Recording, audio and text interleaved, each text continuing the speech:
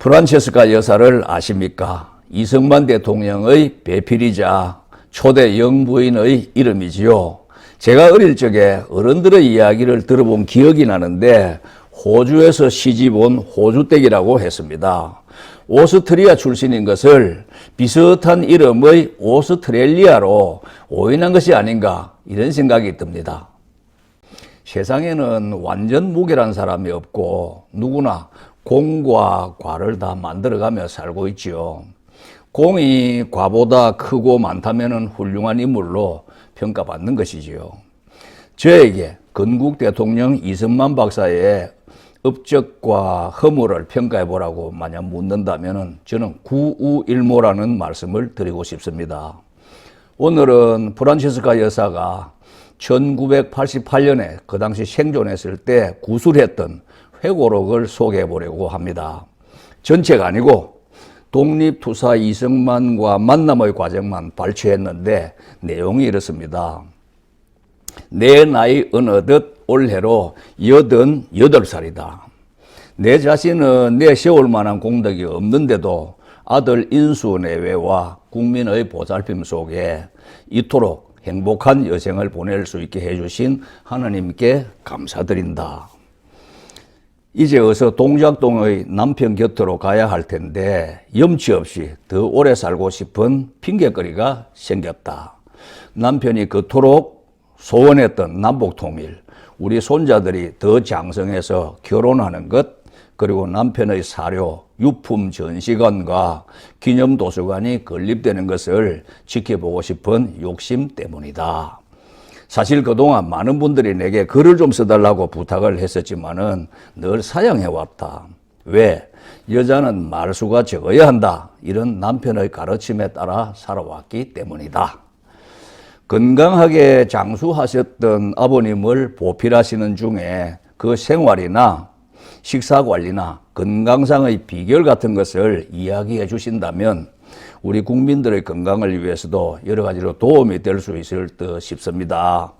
며느리가 이런 말로 자꾸 조르는 바람에 나의 두서없는 말을 그녀가 받아쓰기로 하고 이 글을 시작해 보려고 한다.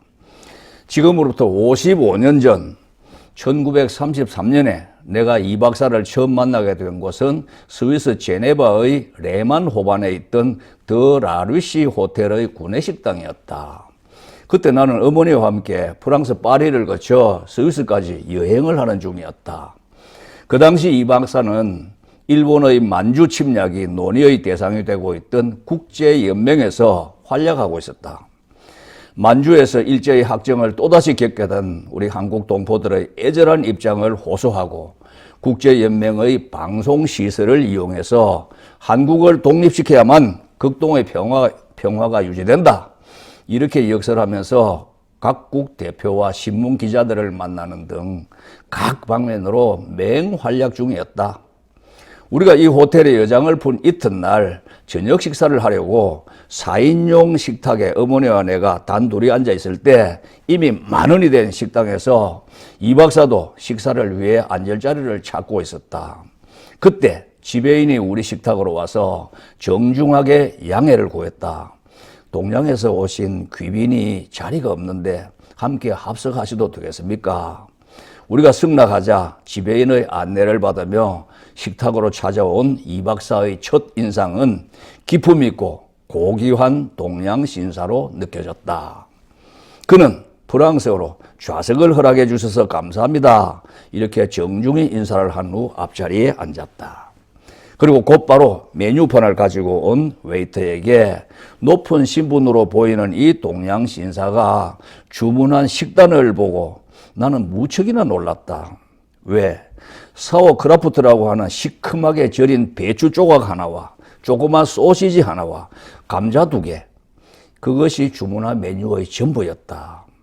당시 유럽을 방문하는 동양 귀빈들의 호합한 식사와는 달리 값싼 음식만 골라 주문했기 때문이다. 나는 왠지 모르게 이 동양 귀빈이 너무나도 초라한 이 음식 접시에 은근히 신경이 쓰였다. 그리고 숙녀들에게 먼저 말을 걸어오는 서양 신사들과는 달리 온화한 표정으로 말없이 조용히 앉아 있었다.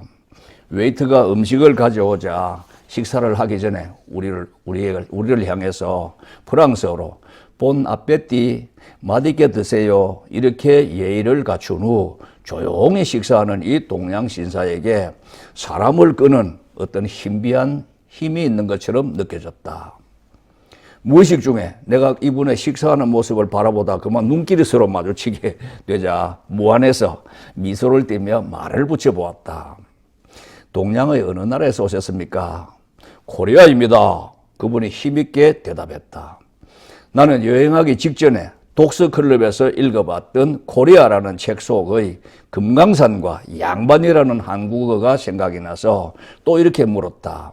코리아에는 아름다운 금강산이 있으며 양반들이 살고 있다지요. 그러자 그분이 무척이나 놀라면서 반가워했다.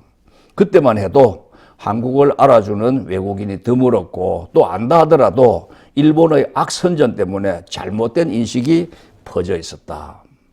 내가 자기의 조국 코리아와 그것도 아름다운 금강산까지 알고 있다는 사실이 그분을 무척 기쁘게 해준 것 같았다.